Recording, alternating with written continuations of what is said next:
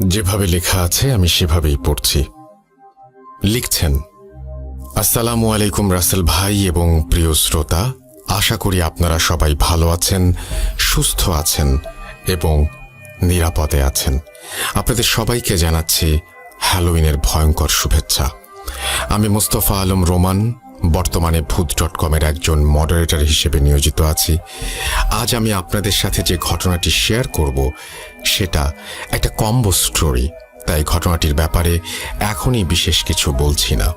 তবে আপনাদের জন্য এবং রাসেল ভাইয়ের জন্য এই ঘটনাটি হতে চলেছে হ্যালোউইন স্পেশাল এপিসোডের বিগ সারপ্রাইজ।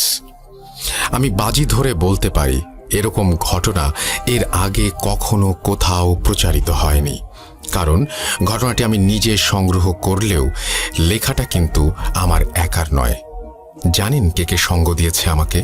তারা আর কেউ নন, আমার আপনার প্রিয় তানভীর তুষার, সাবিত আলম এবং সিফাত আলম ভাই। জি হ্যাঁ, আমরা চারজন মিলে ঘটনাটি লিখেছি। অর্থাৎ আজকে হ্যালোউইন স্পেশাল এপিসোডে এই ঘটনার মাধ্যমে আপনারা আপনাদের সব পছন্দের স্টোরি টেলারদের লেখকি ভঙ্গির স্বাদ একসাথে গ্রহণ করতে পারবেন। আর আপনাদের জন্য এই সারপ্রাইজের আয়োজন করার মূল পরিকল্পনাকারী সিফাত ভাইকে জানাই অসংখ্য অসংখ্য ধন্যবাদ।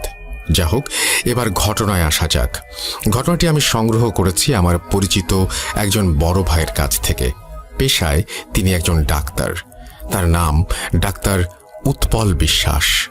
ভূত এফএম এবং ভূত.com-এর অনেক বড় একজন ভক্ত হবার কারণে তার বহুদিনের ইচ্ছে ছিল ঘটনাটি শেয়ার করার, কিন্তু পর্যাপ্ত সময় আর বাংলা লিখতে খুব একটা পারদর্শী না হওয়ায় তিনি ঘটনাটি লিখে পাঠাতে পারেননি। কিছুদিন আগে একটি বিয়ের অনুষ্ঠানে গিয়ে অনেক বছর পর তার সাথে আমার দেখা হয় এবং তিনি আমাকে চিনতে পেরে এগিয়ে এসে কথা বলতে শুরু করেন। একটা সময় তিনি বলেন, তোমার সাথে যোগাযোগের অনেক চেষ্টা করেছি, আজ অনেক দিন পর তোমার সাথে দেখা। তুমি এখন ভূত.com-এর মডারেটর। আমি তোমার সবগুলো ঘটনা শুনেছি এবং আমার কাছে চমৎকার লেগেছে। আমার কাছেও একটা রোমহর্ষক এবং হৃদয় বিদারক ঘটনা আছে। তুমি যদি লিখে পাঠাও তাহলে আমার অনেক দিনের স্বপ্ন পূরণ হবে।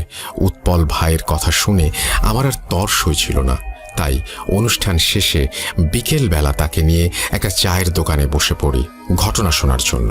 ভেবেছিলাম ঘটনাটি তিনি আমাকে ঠিক যেভাবে বলেছেন আমিও ঠিক সেভাবেই লিখে পাঠাবো, কিন্তু সারপ্রাইজটাকে তো এভাবে হাতছাড়া হতে দেয়া যায় না। তাই ঘটনাটা কিছুটা নাটকীয় ভঙ্গিতেই শুরু করা যাক। ঘটনা 1। সময়টা 2013 সালের 26 মে। পড়ন্ত বিকেল। স্বাভাবিকভাবে আর 5টা দিনের মতো সেদিনের বিকেলটিও। রৌদ্র তাপে পিচ ঢালা রাস্তায় মানুষের চলাফেরা যেন নিত্যদিনের মতো। কিছুটা এগিয়ে যেতেই রাস্তার মাঝে একটি ভিড় দেখা যাচ্ছিল, আর ধীরে ধীরে উৎসুক জনতা এক এক করে সেই ভিড়ের মাঝে সামিল হতে লাগলো। সময়ের সাথে সাথে ভিড় বাড়তে থাকে, আর সেই ভিড়ের মাঝেই সবাই আবিষ্কার করে স্কুল ইউনিফর্ম পরা 16-17 বছর বয়সী এক কিশোরকে, যে কিনা রাস্তার মাঝে অচেতন অবস্থায় পড়ে আছে। অনেকেই মনে করে ছেলেটি হয়তো রোদের প্রচণ্ড তাপে মাথা ঘুরে পড়ে গিয়েছে।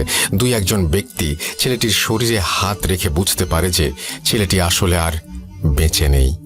বিষয়টি নিশ্চিত হতে কয়েকজন ছেলেটির গলায় হাত দিয়ে এবং কবজি পরীক্ষা করে দেখে, অর্থাৎ নাড়ি পরীক্ষা করে দেখে ছেলেটি সত্যিই মারা গিয়েছে। নিথর দেহ নিয়ে সে রাস্তার এক পাশে পড়ে আছে। ছেলেটির মৃত্যু নিশ্চিত হওয়ার পর উপস্থিত জনতার মাঝে কেউ একজন পুলিশে ফোন করে। যথারীতি কিছুক্ষণ পরে পুলিশ চলে আসে। তারা এসেই উৎসুক জনতার ভিড় সরিয়ে দিয়ে চারিদিকে আইনি প্রক্রিয়ায় ঘিরে ফেলে এবং ছেলেটির শার্ট প্যান্টের পকেট চেক করতে থাকে, এতে করে যদি ছেলেটির কোনো পরিচয় বা ঠিকানা পাওয়া যায়। কিন্তু অনেক খোঁজাখুঁজির পরেও ছেলেটির ব্যাগ থেকে উত্তরবঙ্গের কোনো একটা জেলার একটি ঠিকানা ছাড়া আর কিছুই পাওয়া যায় না। এরপর পুলিশ লাশটিকে ময়না তদন্তের জন্য, অর্থাৎ পোস্টমর্টেমের জন্য বাংলাদেশের স্বনামধন্য একটি মেডিকেল কলেজে পাঠিয়ে দেয়। কিছুক্ষণের মধ্যে যথারীতি লাশটি মেডিকেলে পৌঁছে যায়। সেখানে থাকা একজন চিকিৎসক লাশটিকে শেষবারের মতো পরীক্ষা করে এবং একটি স্ট্রেচারে করে মর্গে পাঠিয়ে দেন। অল্প কিছু সময়ের মাঝেই ডোম চলে আসে। ডোম ছিল মধ্যবয়স্ক একজন পুরুষ, মাথায় কাঁচা পাকা চুল আর মুখে চাপ দাঁড়ি। সেই মুহূর্তে সে নেশায় একদম বুঁদ হয়েছিল। ডোমরা সাধারণত এমনই হয়ে থাকে, লাশ কাটার আগে তাদের প্রচুর পরিমাণে নেশা করতে হয়। ডোম পোস্টমর্টমের জন্য রেডি হয়, কিন্তু কর্তব্যরত চিকিৎসক তখনও অনুপস্থিত। মেডিকেলের একজন স্টাফ এসে তাকে খবর দিয়ে যায় ডাক্তারের আসতে একটু দেরি হবে। ডোম অনেক এক্সপেরিয়েন্সড হবার ফলে সে ডাক্তারকে ছাড়াই লাশ কাটা শুরু করবে বলে ভাবে, আর সাথে এও ভাবে যে লাশের অর্গ্যানগুলো কেটে আলাদা করে রাখলে ডাক্তার সাহেব পরে এসে স্বল্প সময়ে সেগুলো দেখে নিয়ে কাজ শেষ করতে পারবে। এই ভেবে সে লাশ কাটতে শুরু করে দিল। লাশ কাটার এক পর্যায়ে গলার মাঝ বরাবর একটা অংশ কাটার পর সেই ডোম সেখানে একটি পাথর দেখতে পেল। রক্ত লেগে থাকার কারণে পাথরের রং বোঝা যাচ্ছিল না, বিধায় সে পাথরটি নিয়ে পাশে থাকা বালতির ভেতরে অর্থাৎ বালতির পানিতে ধুয়ে দেখল যে নীল রঙের একটি পাথর। পাথরটি দেখে বেশ দামি বলে মনে হচ্ছিল, তাই সে লোভ সামলাতে না পেরে পাথরটি নিজের প্যান্টের পকেটে ঢুকিয়ে ফেলে আর ভাবতে থাকে যে এই পাথর বিক্রি করেই নেশার সামগ্রী কেনা যাবে। এরপর সে লাশ কাটা শেষ করবে। ঠিক এমন সময় কর্তব্যরত চিকিৎসক চলে আসেন মর্গে, আর অনেকটা সময় নিয়ে লাশের বিভিন্ন অর্গান চেক করে উনি ডমকে বলেন, ছেলেটির মৃত্যুর কারণ আমার বোঝা হয়ে গেছে, আপনি লাশের সেলাই সহ বাকি কাজ শেষ করে ফিরে যেতে পারেন, আমি বেরোচ্ছি। এই বলে ডাক্তার মর্গের রুম থেকে বেরিয়ে চলে যান, আর ডোম লাশটি সেলাই করছিল। এমন সময় সে এক পুরুষ কণ্ঠের করুণ সুরে কান্নার আওয়াজ শুনতে পায়। কান্নার আওয়াজটা এতটাই করুণ ছিল যে যে কোনো ব্যক্তির কানে গেলে কষ্টে তার বুক ফেটে যাবে। ডোম তার সেলাই থামিয়ে মনে মনে ভাবছিল, এত বছর ধরে এখানে কাজ করছি, আজ পর্যন্ত কিছুই শুনলাম না, আবার কিছু দেখলামও না, তাহলে হঠাৎ এমন কান্নার আওয়াজ কোত্থেকে আসছে? যাকে মনে হয় আজকে একটু বেশি নেশা করে ফেলেছি, তাই এসব ভুলভাল শুনছি। মনে মনে নিজের সাথে এসব কথা বলে ডোম তার লাশ সেলাইয়ের কাজে মনোযোগ দেয়। লাশ সেলাই প্রায় শেষ। ঠিক এমন সময় সে শুনতে পায় কোনো পুরুষ কণ্ঠ খুব সুন্দরভাবে তাকে বলছে, যেটা নিয়েছ সেটা দয়া করে ফেরত দিয়ে দিও, না হলে বড় ক্ষতি হবে। ডোম এই কথা শুনে সেলাই বন্ধ করে দেয় আর প্রচন্ড ভয়ে ঘামতে থাকে। সে একটু সাহস নিয়ে জিজ্ঞাসা করে, কে কে কে কথা বলছে, কে? ডোমের কথা শেষ হবার আগেই সেই পুরুষ কণ্ঠ আবার বলে ওঠে, যা নিয়েছ ফেরত দিয়ে দিও, নইলে বড় ক্ষতি হবে। এবার ডোম আরো ভয় পেয়ে যায়, কিন্তু সে নিজেকে সান্ত্বনা দিয়ে ভয় কাটাতে শব্দ করতেই থাকে, হ্যাঁ হ্যাঁ হ্যাঁ, আজকে হয়তো একটু বেশি চড়িয়ে ফেলেছি, তাই এসব আওয়াজ শুনছি। সে একটু ভয়ে ভয়ে লাশ সেলাই করতে করতে ভাবে, এই পাথরটা বিক্রি করে নেশার জিনিস কিনব, এটা আমি ঠিক নিয়েই যাব। এরপর সে আবার লাশ সেলাইয়ে মন দেয়। সেলাই শুরু করতেই তার মনে হতে থাকে মর্গের ভেতর সে ছাড়াও অন্য কারো উপস্থিতি আছে। তার কানের কাছে কান্নার সেই আওয়াজ যেন আরো স্পষ্টভাবে আসতে থাকে, আর একটু পর পর আওয়াজটা তার বাম কান থেকে ডান কানের দিকে, আবার ডান কান থেকে বাম কানের দিকে ঘুরতে থাকে। পরক্ষণেই কান্নার আওয়াজ থেমে যায় আর রুমটি একদম পিন ড্রপ সাইলেন্ট হয়ে যায়। হঠাৎ সেই নীরবতা ভেঙে আবারও ডোম শুনতে পায় কেউ রুমের চারটা কোণা থেকে একসাথে বলছে, ফিরিয়ে দাও, দয়া করে ফিরিয়ে দাও, ওটা নিয়ে যেও না এখান থেকে, ফিরিয়ে দাও। ডোম সব শুনে অস্থির হয়ে নিজেকে বলতে থাকে, সব ভুল, আমি ভুল শুনছি আমি। এভাবেই নিজের সাথে কথা বলতে বলতে ডোম লাশ সেলাই শেষ করে ফেলে, আর সে ভয়ে ভয়ে খুব দ্রুত লাশটিকে ঢেকে দেয় আর হিমাগারে রেখে তড়িৎ বেগে মর্গ ত্যাগ করে। কিছুক্ষণ পর পুলিশ আসে ময়নাতদন্তের কাজ শেষ হয়েছে কিনা জানার জন্য। ময়নাতদন্ত শেষ হয়ে গেছে দেখে মেডিকেলের সমস্ত পেপার ওয়ার্ক সম্পূর্ণ করে লাশটিকে ছেলেটির ব্যাগে থাকা একটি ঠিকানায় পাঠাবার জন্য অ্যাম্বুলেন্সের কাছে হস্তান্তর করা হয়। জীবনে প্রথমবারের মতো মাইক্রোবাসের স্টিয়ারিং ছেড়ে অ্যাম্বুলেন্সের স্টিয়ারিংয়ে হাত রাখলেন অ্যাম্বুলেন্স চালক। তার জীবনের প্রথম ভাড়ায় এই লাশটি বহন করে নিয়ে যেতে হবে প্রায় 1.5 ঘন্টার পথ। হাসপাতালের সব ঝামেলা মিটিয়ে লাশ নিয়ে ঠিক 10টায় রওনা দিলেন অ্যাম্বুলেন্স চালক ও তার সহযোগী লাশটির প্রথম গন্তব্যস্থল ছেলেটির এলাকার থানায়। হাসপাতাল থেকে বেরিয়ে প্রায় 1.5 ঘন্টার পথ। যতদূর চোখ যায় বিস্তৃত খোলা মাঠ আর ফসলি জমি, সাথে পাকা রাস্তার দুপাশে বড় বড় গাছের সারি। রাতে অ্যাম্বুলেন্সের হেডলাইটের আলোতে এক মোহনীয় পরিবেশ তৈরি হয়েছে রাস্তা জুড়ে। কিছু দূর যেতেই অ্যাম্বুলেন্স চালক একটা ক্ষীণ ফিসফিস শব্দ শুনতে পেলেন। ঠিক বোঝা যাচ্ছে না কে বলছে বা কি বলছে, ফিসফিস করে বলছে। তিনি আরো ভালোভাবে খেয়াল করলেন এবং শুনতে পেলেন পুরুষ কণ্ঠে একটা চাপা আর্তনাদ খুব করুণ সুরে ভেসে আসছে তার কানে। রাস্তার মাঝে যা কিছু ঘটে যাক না কেন, আপনি দয়া করে গাড়ি থামাবেন না। এই ফিসফিস শব্দ অ্যাম্বুলেন্সের চালক বেশ কয়েকবার শুনতে পেলেন।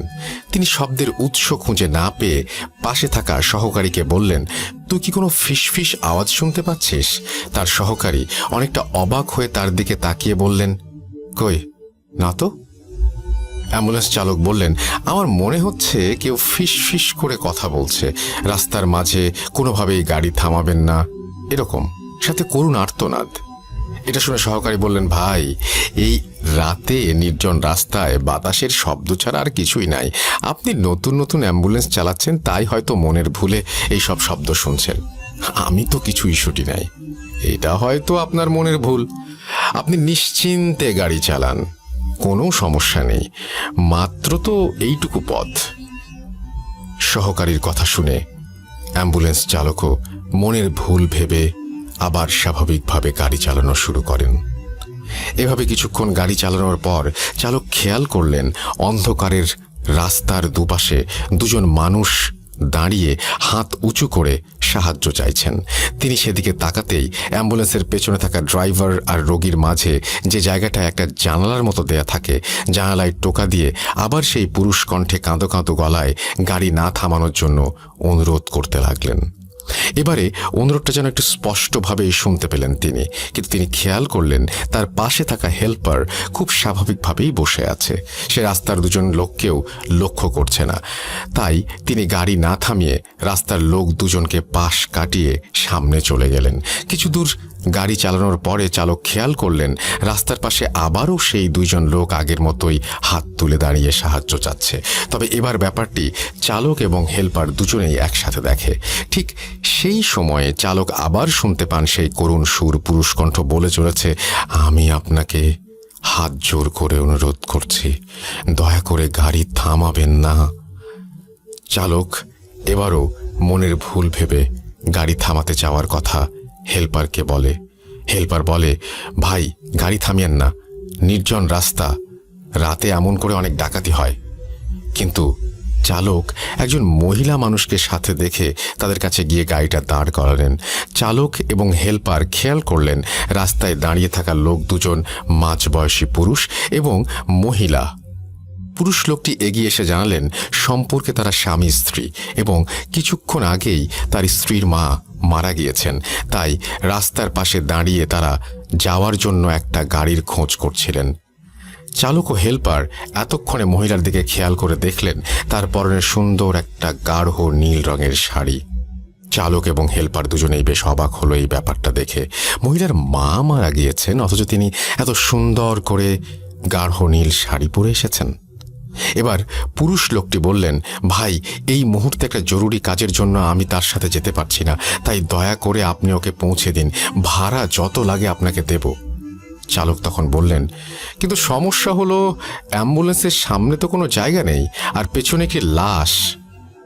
লোকটি চালকের কথা শেষ না হতেই বলে ওঠেন, আরে সমস্যা নেই, ও লাশের সাথে যেতে পারবে, ওর মা মারা গিয়েছে, এখন ওর মনের ভেতরে আর ভয় ডর বলতে কিছু নেই, আপনি দয়া করে ওকে নিয়ে যান। হেল্পার নেমে পেছনের দরজা খুলে দিলেন এবং মহিলা গাড়িতে উঠে বসলেন।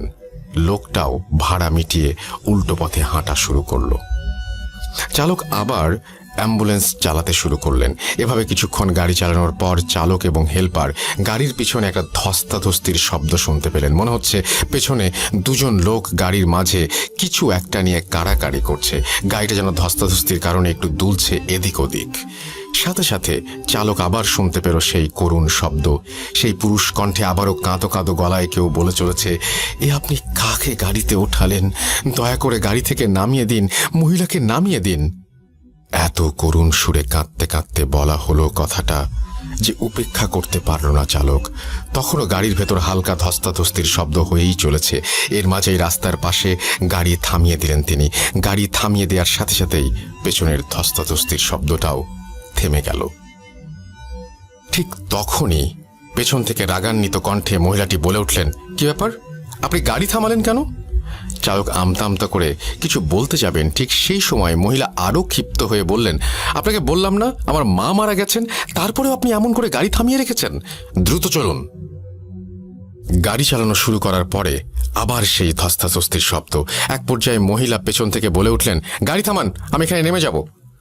মহিলার কথা শুনে চালক গাড়ি থামিয়ে দিলেন। চালক এবং হেল্পার অবাক হয়ে খেয়াল করলেন রাস্তার দুপাশে কোনো বাড়ি ঘর নেই, দুপাশে শুধুই ফসলি জমি। হেল্পার নেমে পেছনের দরজাটা খুলে দিতেই মহিলা গাড়ি থেকে নেমে মুহূর্তেই রাস্তার পাশে থাকা ফসলি জমির অন্ধকারে মিলিয়ে গেলেন। এরপর তারা গাড়ি নিয়ে কোনো ঝামেলা ছাড়াই মাঝরাতে ছেলেটির এলাকার থানায় পৌঁছালেন এবং সেই থানায় পুলিশের সাহায্যে তারা লাশ নিয়ে ছেলেটির বাড়িতে গেলেন।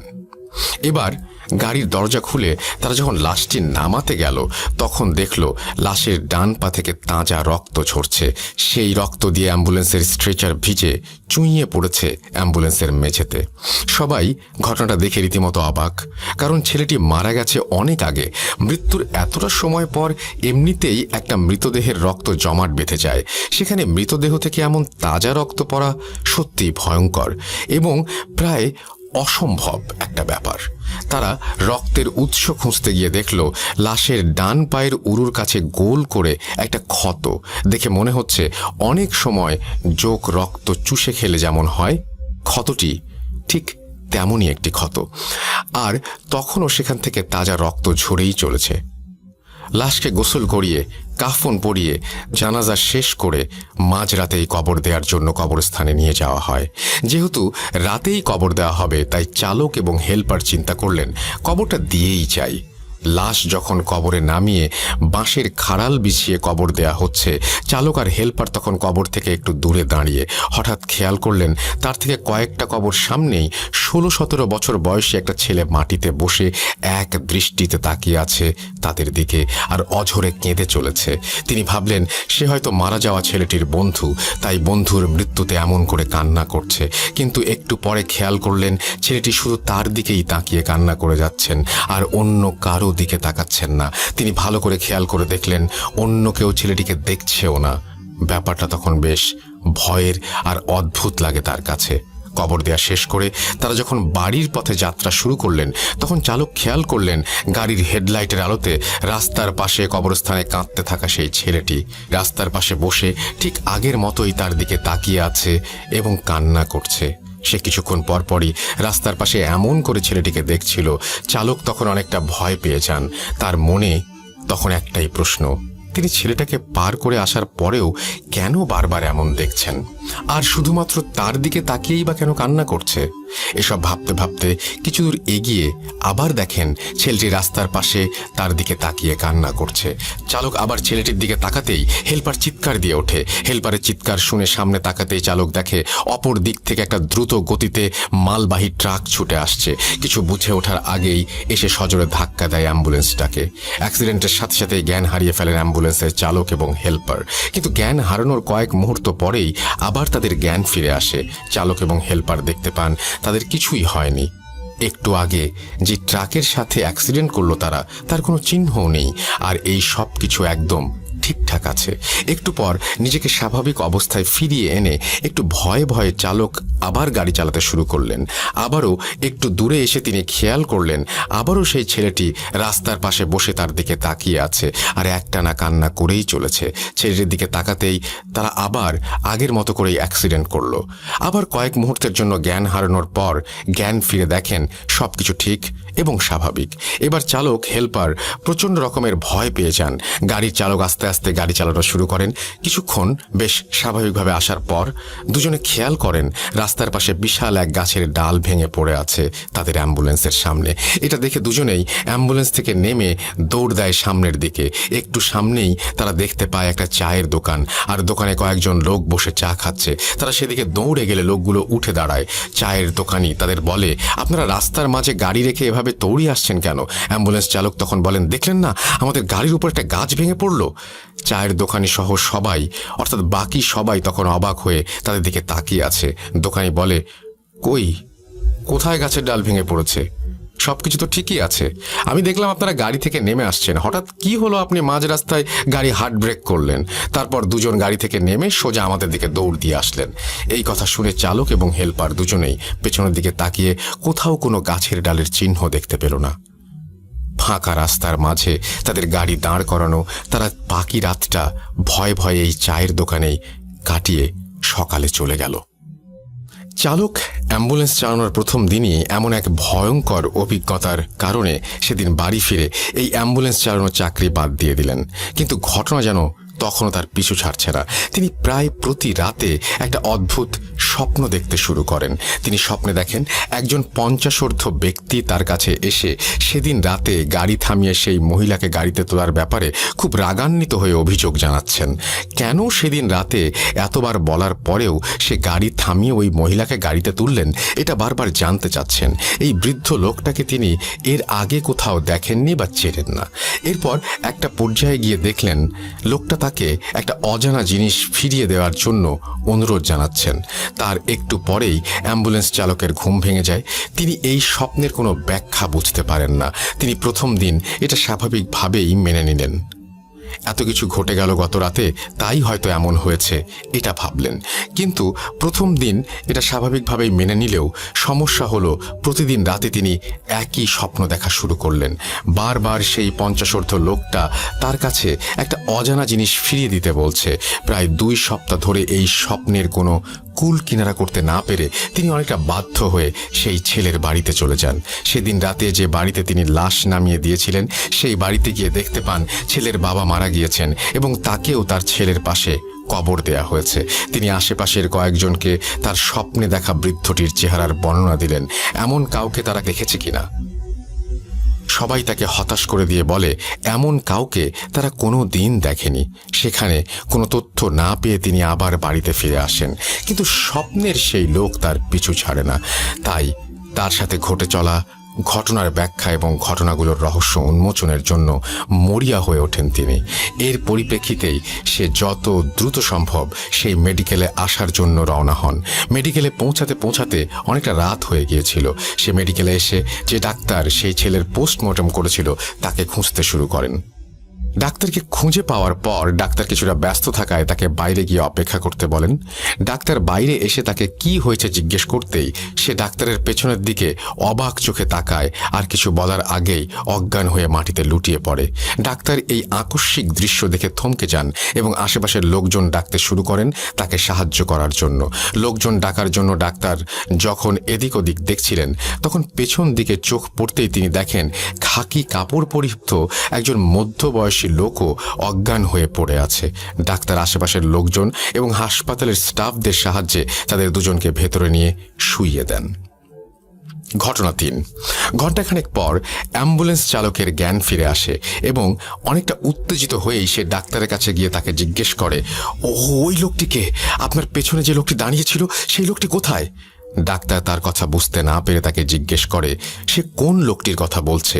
প্রত্যুত্তরে অ্যাম্বুলেন্স চালক ডাক্তারকে বলে তার পেছনে যে লোকটি খাঁকি কাপড় পরে দাঁড়িয়েছিল সেই লোকটি কোথায়। ডাক্তার কিছুটা অবাক হন, কেননা অ্যাম্বুলেন্স চালক এবং সেই খাঁকি কাপড় পরিহিত লোকটি কখনোই একজন আরেকজনের পরিচিত নন।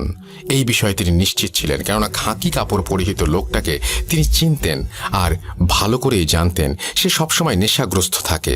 কিন্তু তবুও অ্যাম্বুলেন্স চালক কেন বারবার সেই লোকটাকে এত মরিয়া হয়ে খুঁজছে?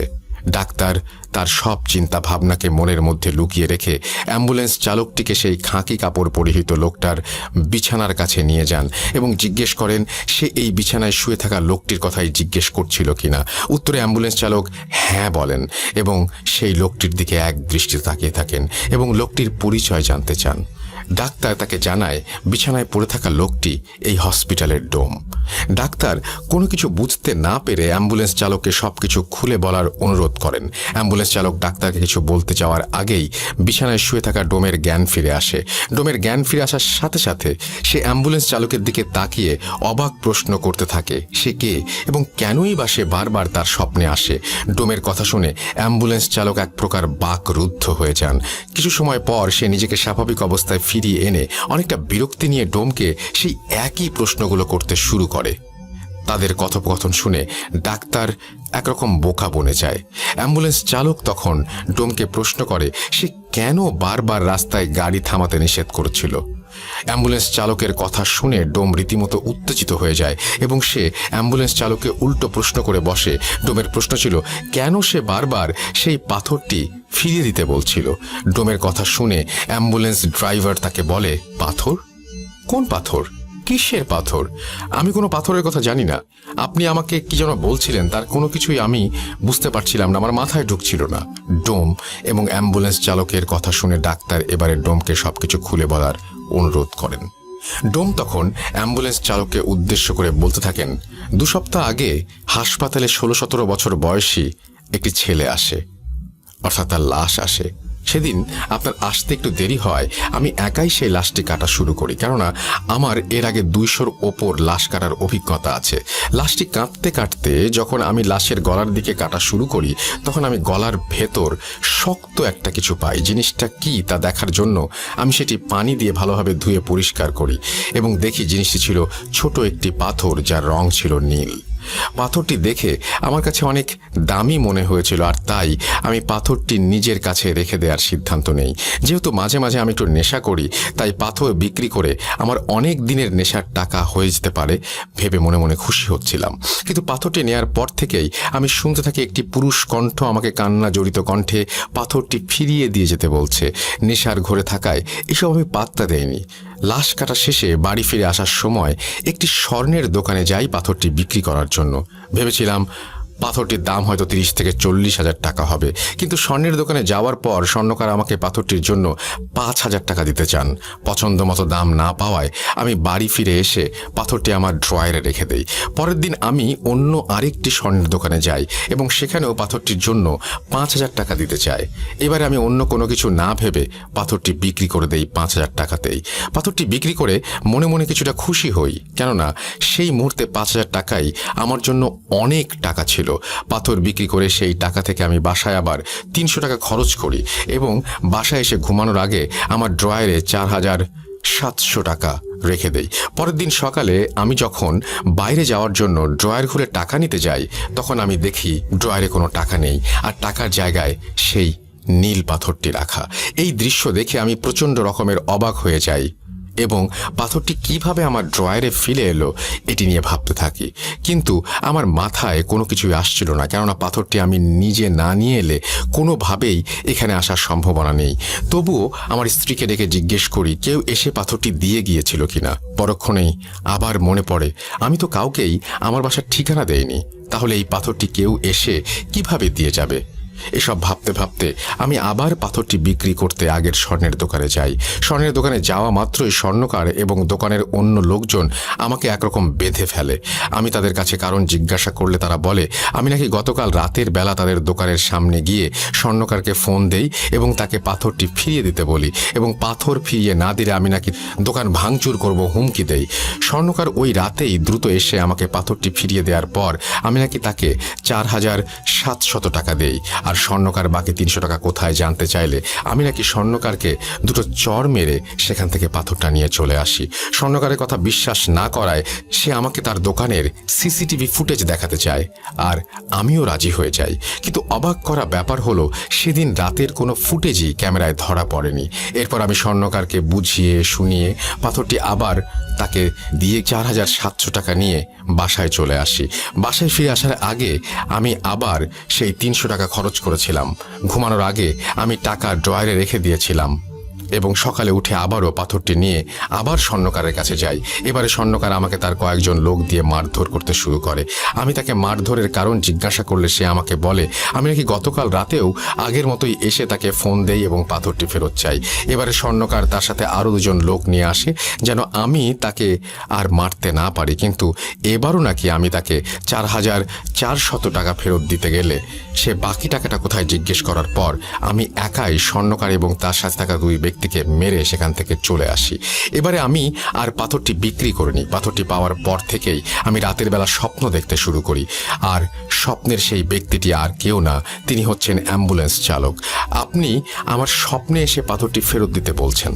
আমি মনের ভুল ভেবে বারবার এসব কিছু অগ্রাহ্য করে যাচ্ছিলাম, কিন্তু প্রতিদিনই আমি স্বপ্ন দেখি আপনি আমাকে বারবার পাথরটি ফেরত দিতে বলছেন। আপনি কেন আমার সাথে এরকম করছেন? কে আপনি? কি চান আমার কাছে? অ্যাম্বুলেন্স চালক ডোমের এই কথাগুলো শুনে কোনো অর্থই খুঁজে পাচ্ছিল না এবং সে নিজের দেখা স্বপ্নের কথাও ডোমকে জানায়। ডাক্তাররা তখন চুপচাপ দাঁড়িয়ে তাদের কথা শুনছিল। এবার সে বলতে শুরু করে, ওই লাশের পোস্টমর্টম হবার পর থেকে আমার সাথেও ছোটোখাটো কিছু ঘটনা ঘটছে।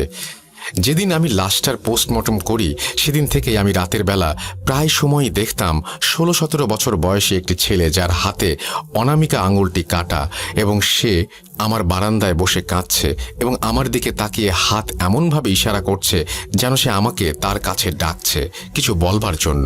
আমি মনের ভুল ভেবে অন্যদিকে মনোনিবেশ করার পরেও তাকে বারবার দেখতে পাচ্ছিলাম। সে আমাকে বলে মর্গ থেকে নাকি তার একটি জিনিস হারিয়ে গিয়েছে এবং সেটি এই হাসপাতালের সাথে জড়িত কারো কাছেই আছে। সে কান্না করতে থাকে এবং আমাকে তার জিনিসটি খুঁজে দেওয়ার জন্য অনুরোধ করতে থাকে। আমি প্রায় প্রতি রাতেই তাকে আমার বারান্দায় একই অবস্থায় বসে কান্না করতে দেখি এবং সে আমার কাছে বারবার তার হারানো জিনিস খুঁজে দেওয়ার অনুরোধ করে। তাদের 3 জনের কথার পর পরস্পরের মনে যেন এক ধোঁয়াশার সৃষ্টি হয়। তাদের সাথে কি হচ্ছে তারা কেউ কোনো কিছু বুঝতে পারছিল না। কোনো কিছু বুঝতে না পেরে তারা পুলিশের শরণাপন্ন হয়। পুলিশ স্টেশনে গিয়ে সেই লাশটির সম্পর্কে তথ্য জানতে চাইলে পুলিশ সরাসরি তাদেরকে তথ্য দিতে মানা করে দেয় এবং তারা পরীক্ষা নিরীক্ষা ও তদন্তের পর কিছু জানতে পারলে তাদের জানাবে, আর প্রয়োজন পড়লে তাদের ডাকা হবে। পুলিশ তাদের কাছে এই সব তথ্য জানতে চাওয়ার কারণ জানতে চাইলে তারা পুলিশকে সব কিছু খুলে বলে, কিন্তু পুলিশ এইসব অলৌকিক ব্যাপারে হাসি ঠাট্টায় উড়িয়ে দিয়ে তাদেরকে পুলিশ স্টেশন থেকে চলে যেতে বলে। এরপর তারা সকলেই নিজ নিজ বাসায় চলে যায়। তবে অদ্ভুত ব্যাপার হলো সেদিনের পর থেকে অ্যাম্বুলেন্স চালক এবং ডাক্তারের সাথে আর কোনো ধরনের কোনো ঘটনা ঘটেনি, কিন্তু সেদিন থেকে ডোমের জীবন শুরু হয় এক বিভীষিকাময় কালো অধ্যায়ের। বাড়িতে ফিরে আসার পর ডোম আবার স্বপ্ন দেখতে শুরু করে। এবারে সে স্বপ্নে গাঢ় নীল শাড়ি পরিহিত মহিলাকে দেখতে পায়।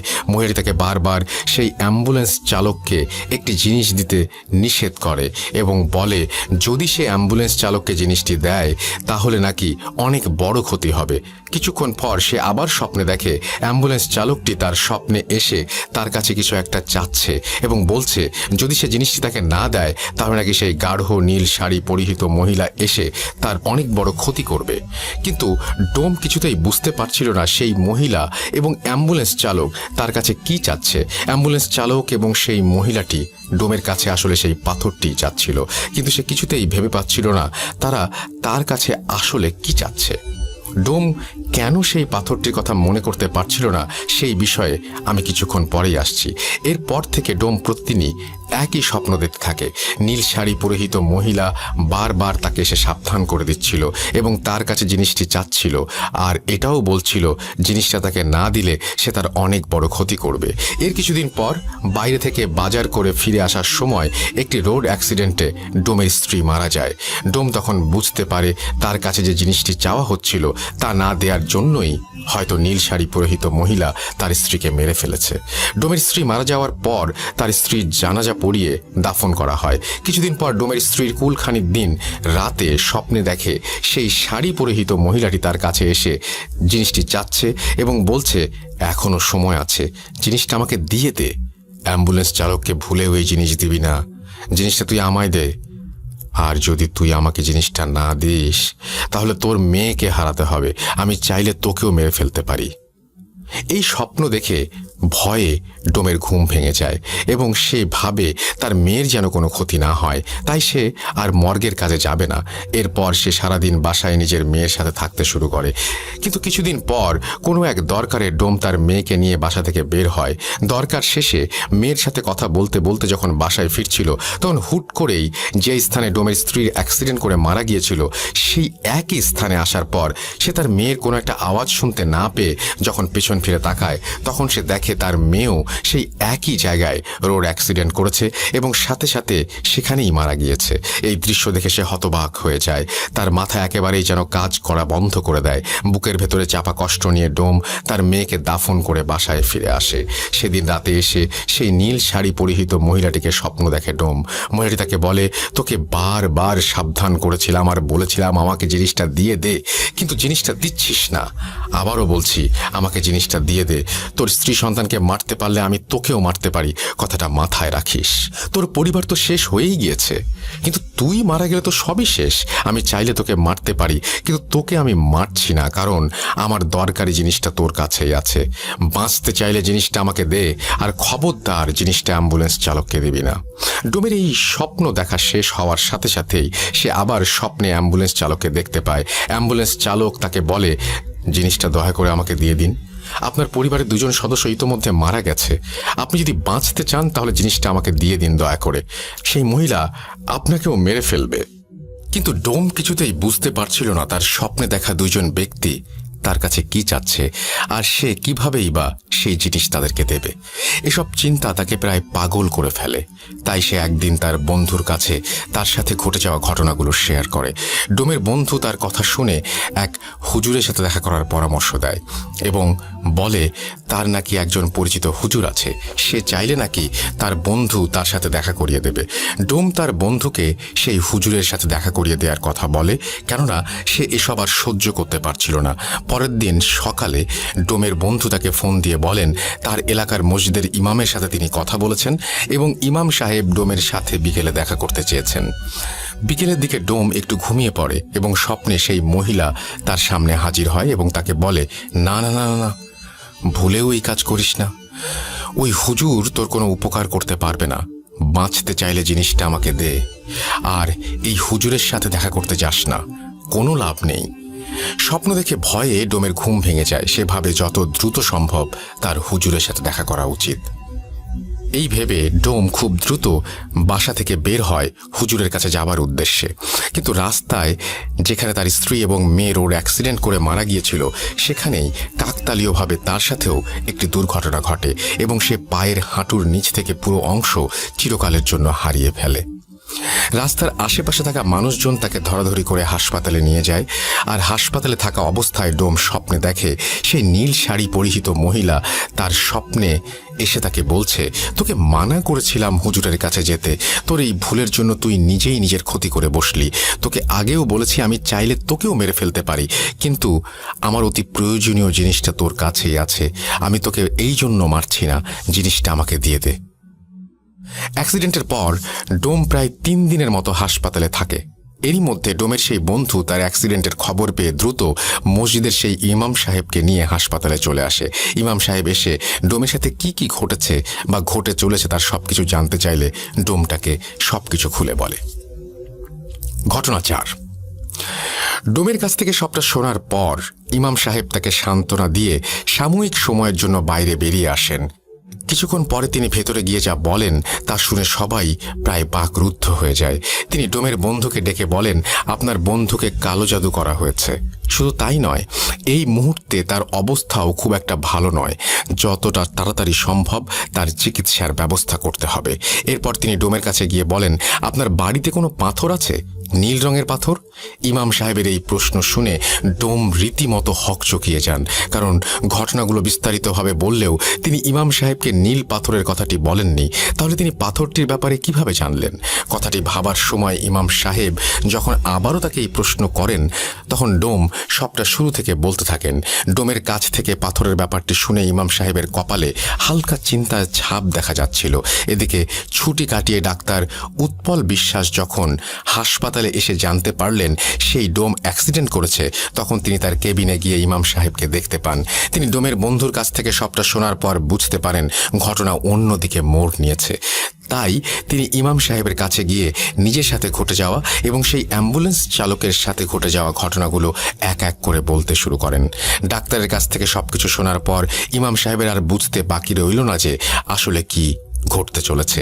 তাই তিনি আর দেরি না করে ডাক্তারের পারমিশন নিয়ে ডোমকে বাড়িতে নিয়ে যান।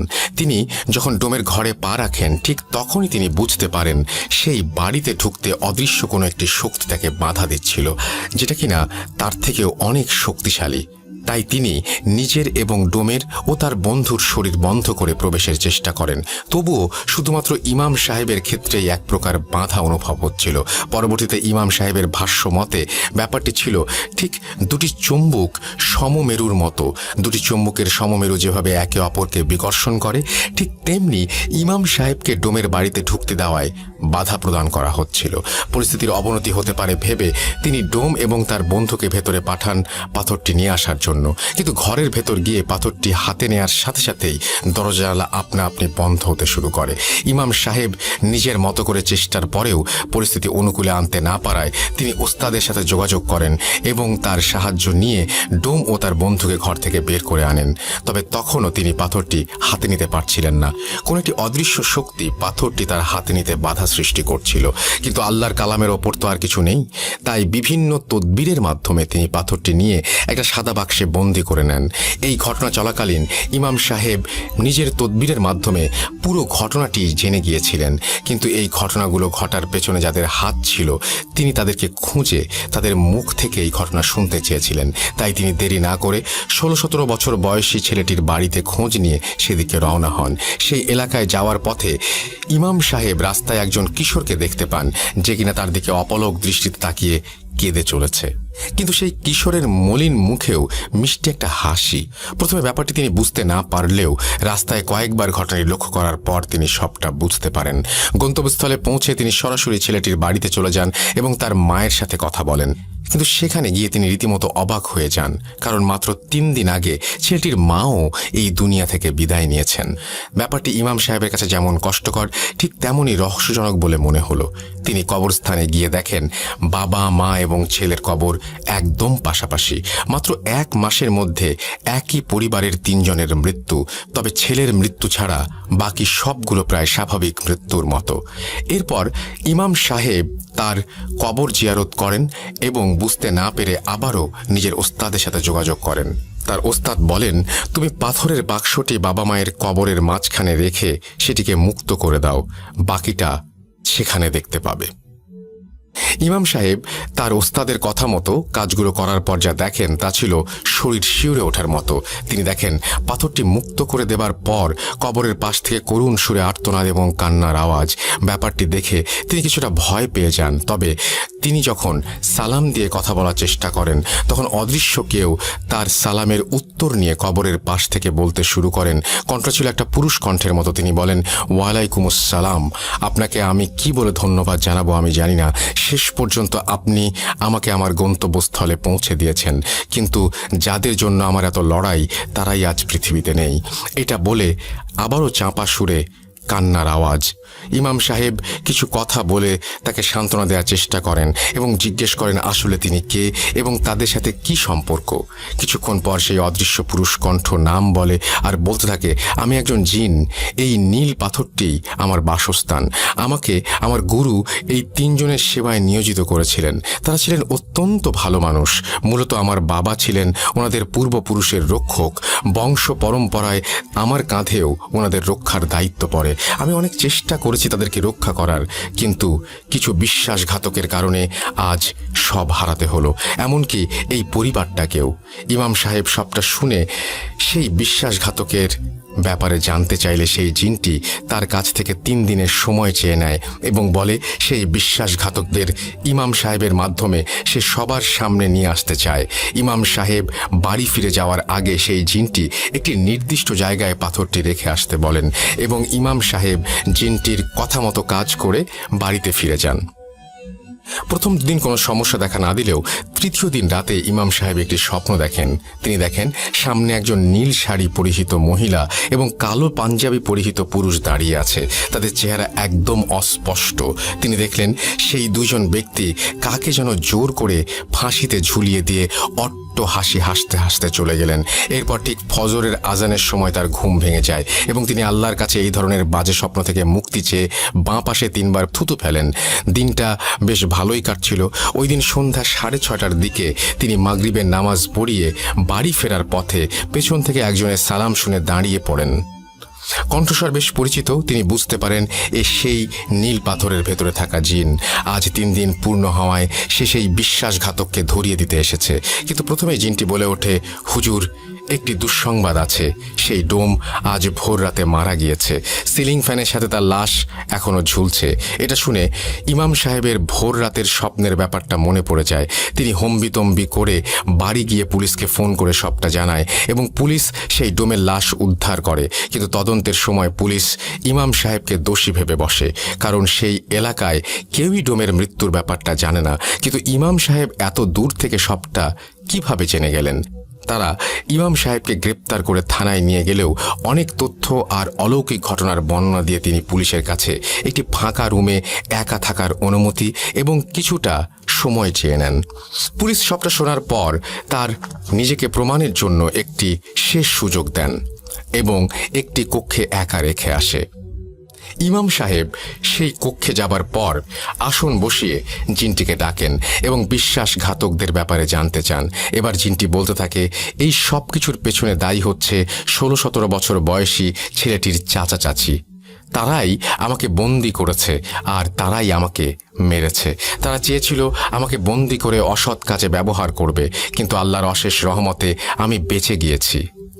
ওই চাচা চাচি সবাইকে মেরে স্বার্থ হাসিলের পর গা ঢাকা দেওয়ার জন্য ওই ছেলের বাড়িটিই বেছে নিয়েছে।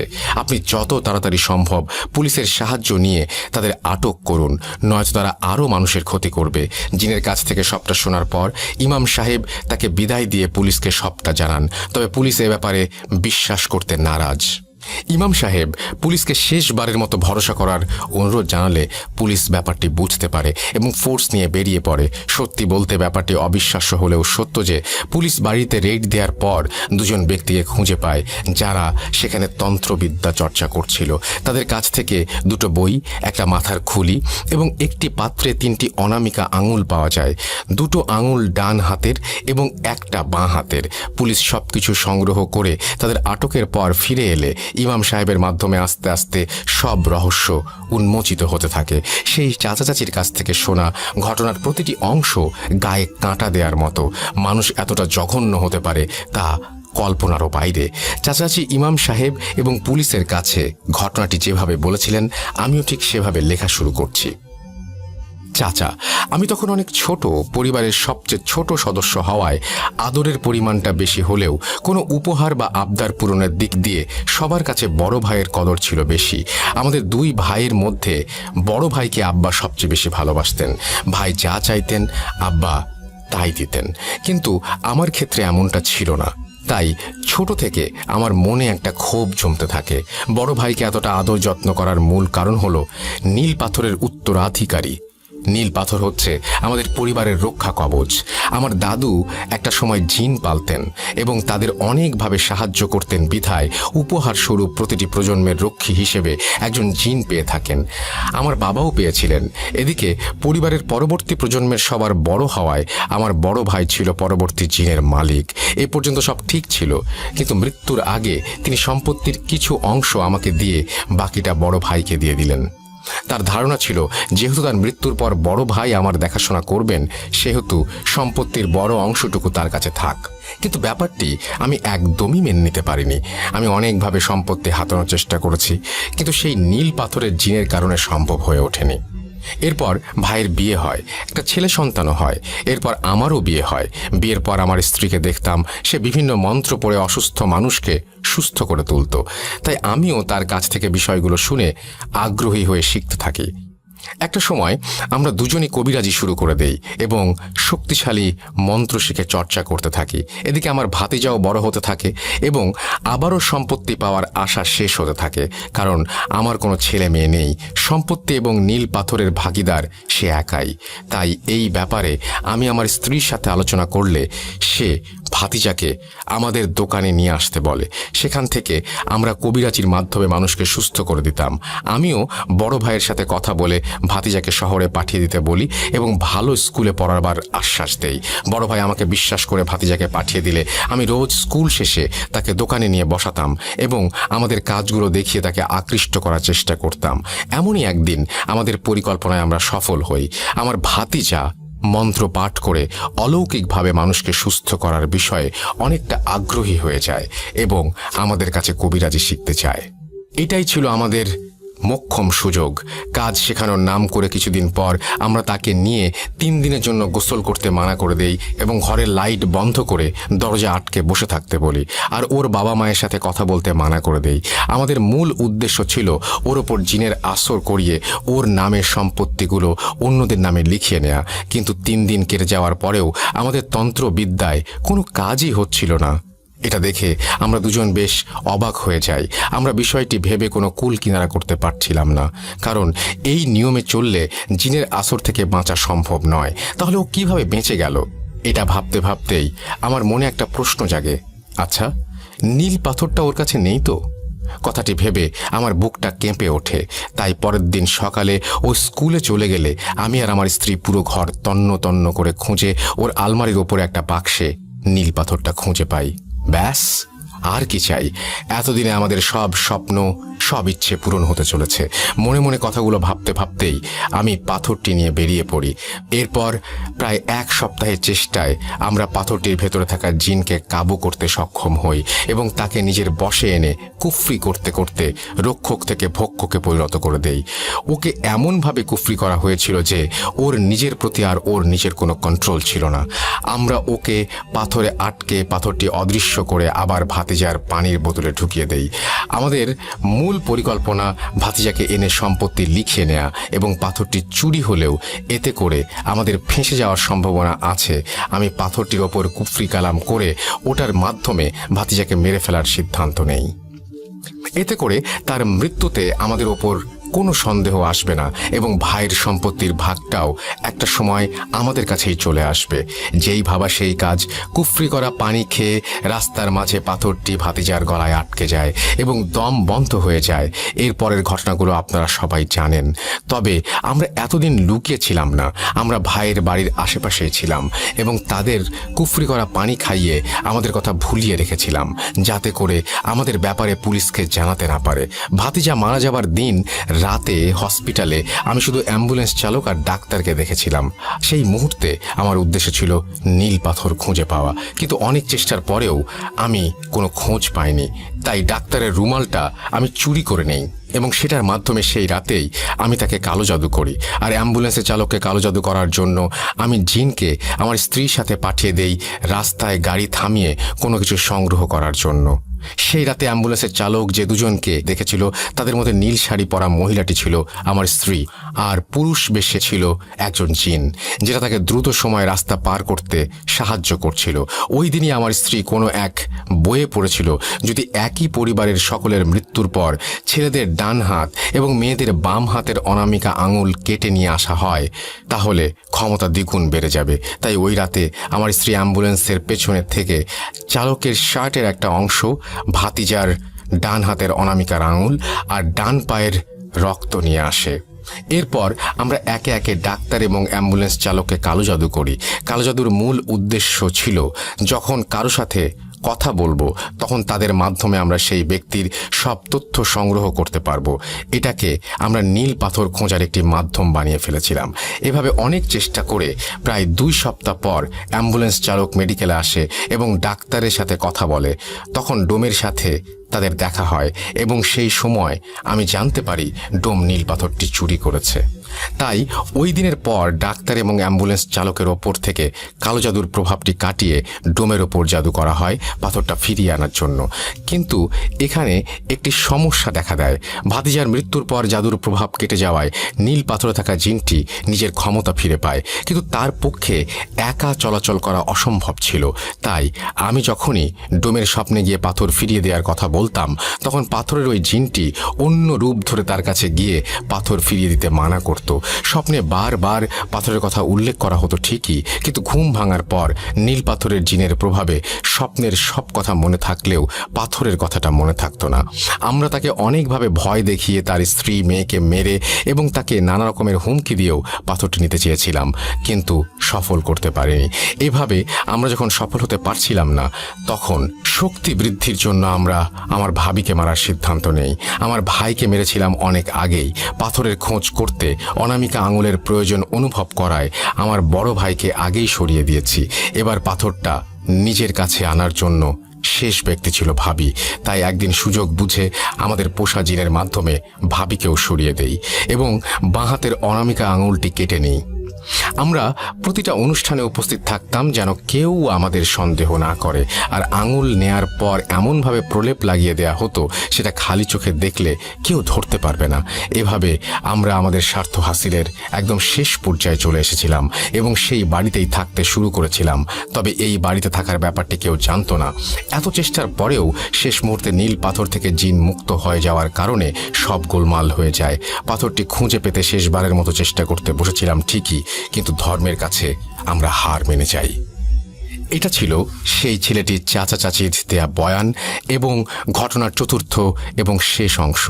কিন্তু সবচেয়ে আশ্চর্যের বিষয়, মাত্র 2 দিনের মাথায় জেলের ভেতর তাদের দুজনকে মৃত অবস্থায় পাওয়া যায়। ভেতরে গিয়ে দেখা যায় তাদের দুজনেরই মাথা বাদে শরীরের প্রত্যেকটি অঙ্গ মুচড়িয়ে উল্টো করে রাখা। এই অলৌকিক ব্যাপারটা এবং একই পরিবারের 3 জনের রহস্যজনক মৃত্যুর খবরটা প্রকাশ পাওয়ার আগ মুহূর্তে তাদের দুজনের মৃত্যু পুলিশকে নাড়া দিয়ে দেয়। কারণ জেলে থাকা অবস্থায় দুজনের আকস্মিক মৃত্যুর দায়ভার তাদের ওপরেই বর্তায়। তাই নিজেদের সেফটির জন্য তারা এটিকে সুইসাইড বলে চালিয়ে দেয়। ঘটনাটি মূলত এইটুকুই ছিল। এটা আমার কাছে আজও অবিশ্বাস্য বলে মনে হলেও ধর্মের বিশ্বাসে অসম্ভব কিছুই নেই। আমি উৎপল ভাইয়ের কাছ থেকে ঘটনা শোনার পর সেই হুজুরের সাথে দেখা করেছি এবং অ্যাম্বুলেন্স চালকের সাথেও ফোনে কথা বলেছি, তাই একটু হলেও ভরসা করতে পারি। আর হ্যাঁ, আপনাদের জন্য আরও একটা সারপ্রাইজ আছে।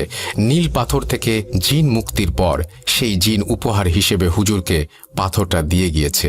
হুজুরের কাছে এখনও সেই পাথরটি আছে। আমি যখন হুজুরের সাথে দেখা করতে গিয়েছিলাম তখন তিনি আমাকে পাথরটি দেখিয়েছিলেন, আর আমার কাছে এই মুহূর্তে নীল পাথরের একটি ছবিও আছে। ছবিটি দেখতে চাইলে আমাদের ফেসবুক পেজে ইনবক্স করুন। আশা করি ঘটনাটি আপনাদের ভালো লেগেছে। হ্যালোইন স্পেশাল এপিসোডের জন্য সিফাত ভাইয়ের এত সুন্দর একটা প্ল্যানের পর আমি যখন ঘটনাটি তাদের শোনাই তখন তারা অনেক আগ্রহ নিয়ে ঘটনাটি লেখার জন্য রাজি হয়েছিলেন। তাই আমি আবারও তানভীর তুষার, সাবিত আলম আর সিফাত ভাইকে মন থেকে শুকরিয়া জানাচ্ছি। আজ এ পর্যন্তই। সবাই ভালো থাকবেন, সুস্থ থাকবেন, মোস্ট ইম্পর্টেন্টলি ভূত.com-এর সাথে থাকবেন। সবাইকে আবারও হ্যালোইনের শুভেচ্ছা। আসসালামু আলাইকুম।